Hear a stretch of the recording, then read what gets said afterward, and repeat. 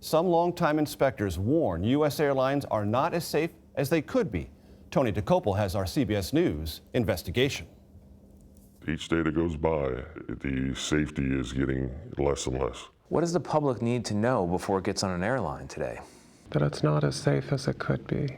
That urgent message tonight from two seasoned inspectors at the Federal Aviation Administration who say their managers are pressuring them not to report airplane safety issues.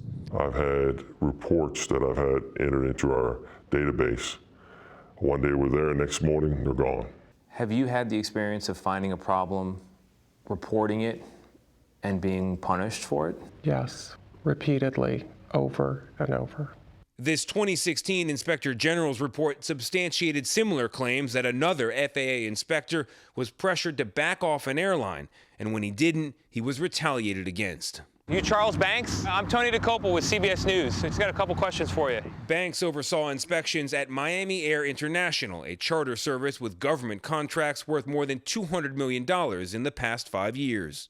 Earlier this month, a Miami Air charter carrying U.S. military troops from Guantanamo Bay made a non-fatal crash landing in Jacksonville, Florida.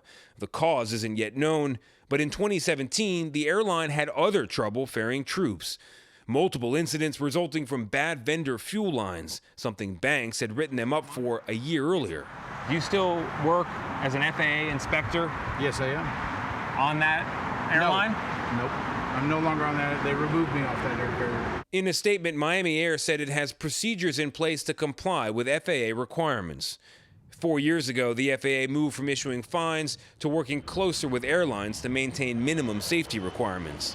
Airlines have actually told me, well, you can't violate me because you have to go through the compliance action first. Acting FAA Administrator Daniel Elwell. If there are allegations or retribution, we'll find out about it and we'll investigate it.